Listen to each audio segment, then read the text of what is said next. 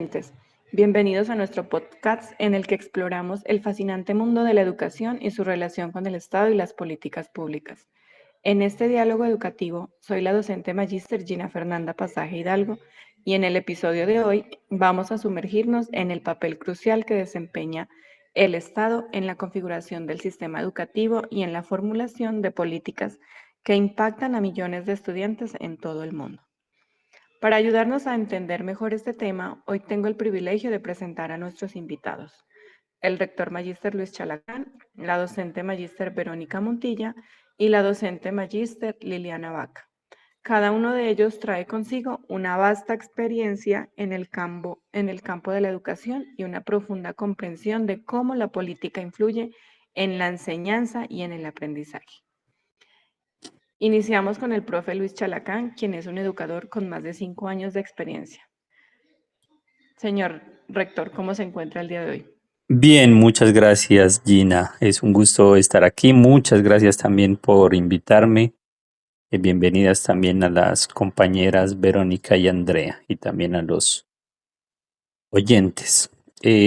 Vamos a iniciar esta charla con el papel del Estado y su relación con la educación. Primero vamos a informarnos acerca del concepto de Estado, pero principalmente miramos que la crisis financiera en los países desarrollados y la crisis política también en los países en desarrollo como los nuestros llevaron a una percepción generalizada de que el Estado estaba en crisis y necesitaba algunas reformas. Las reformas buscaban reducir el tamaño del Estado, hacerlo más ágil, eficiente y responsable ante la sociedad.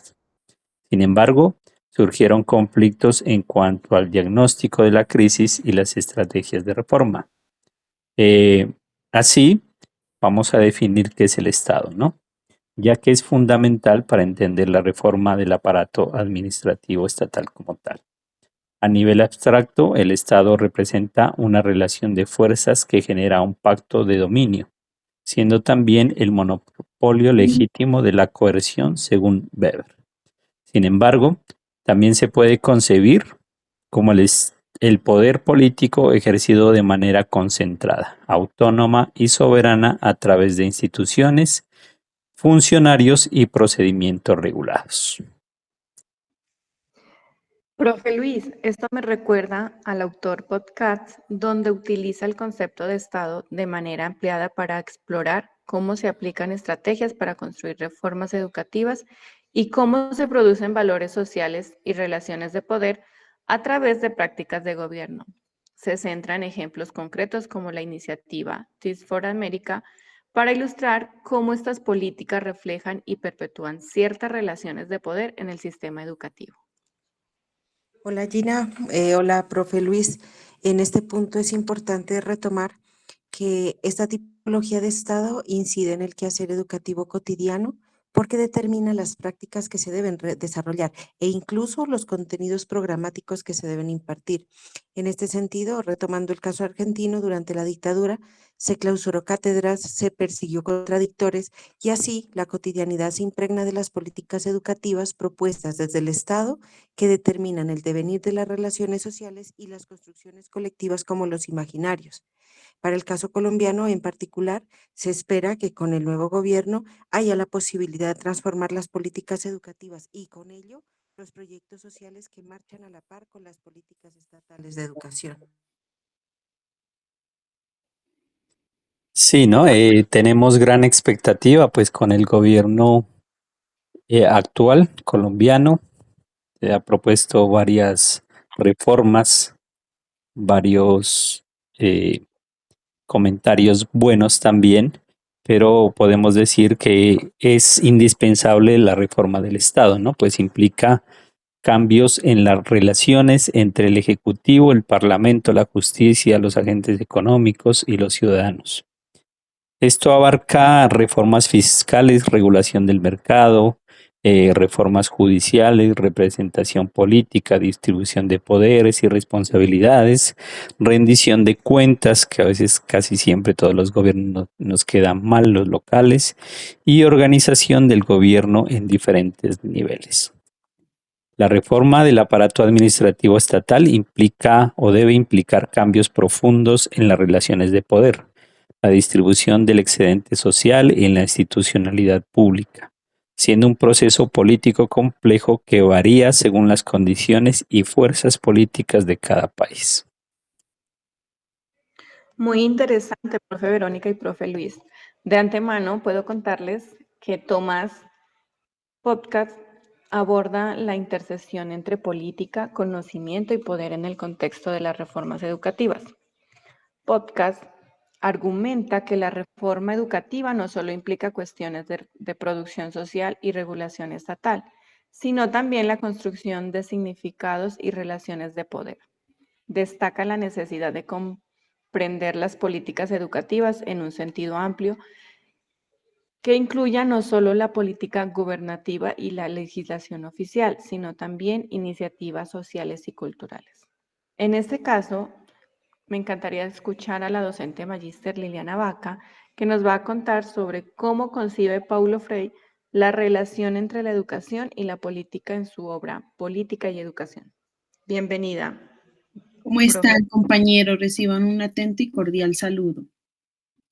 Frey entiende la educación como un proceso político, pedagógico, que implica la formación política, la manifestación ética, la búsqueda de la belleza y la capacitación científica y técnica.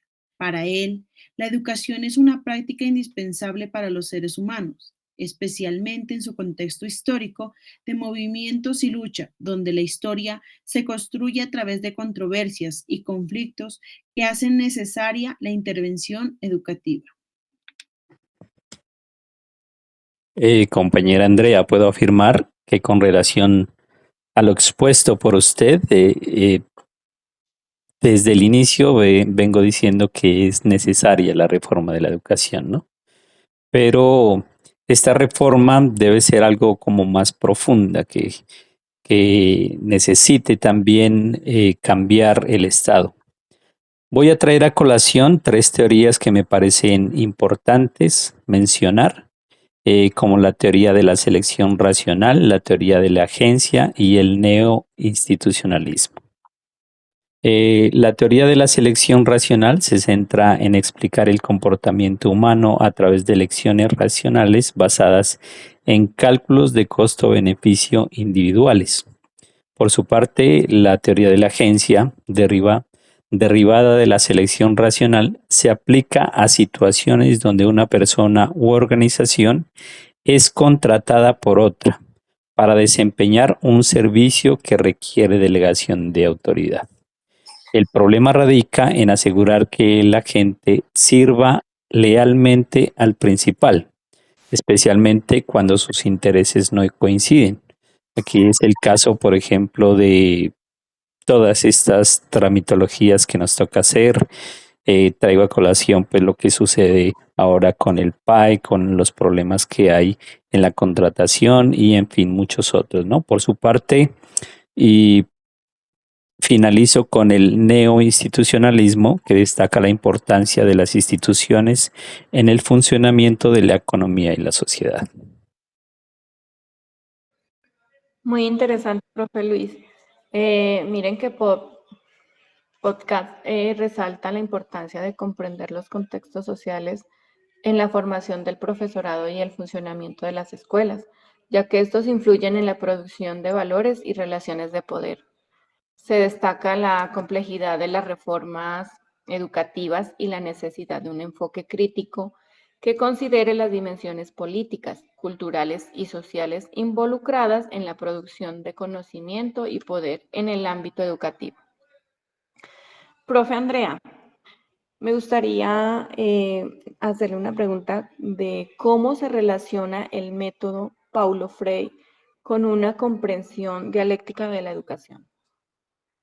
Compañera, para Paulo Freire no se limita a ser un enfoque de alfabetización, sino que representa una comprensión dialéctica de la educación.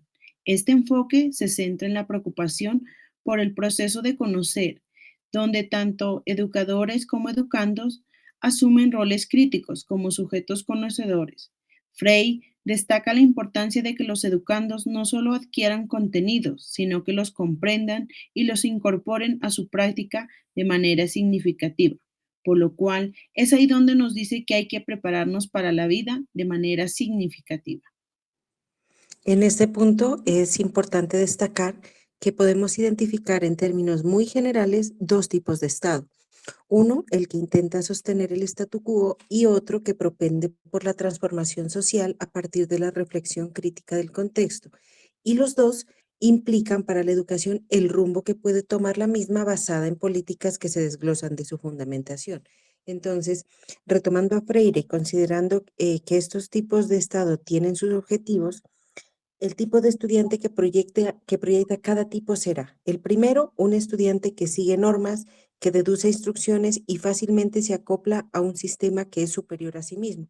Y el segundo, que buscará un estudiante crítico y transformador de su realidad, rompiendo los esquemas impuestos por las instituciones. Excelente intervención, profe Verónica. Por otra parte, me gustaría, profe Andrea, preguntarle cómo aborda Paulo Freire la importancia de la intervención competente y democrática del educador en situaciones dramáticas de opresión. Para Paulo Freire, subraya la necesidad de que los educadores intervengan de manera competente y democrática en situaciones dramáticas de opresión, especialmente en contextos donde los grupos populares han sido destituidos de la vida y han perdido su dirección en el mundo. Esta intervención implica una lectura crítica del mundo, una preparación científica al servicio de los oprimidos y una acción contra las estructuras de la opresión que han expropiado la identidad de estos grupos. Así las cosas, el papel ideal de un educador frente a las políticas estatales que se relacionan con la educación debe ser el de un profesional situado y con criterio claro para estar mediando entre las políticas educativas derivadas del modelo educativo y las pertinentes prácticas que se deben relacionar en su medio.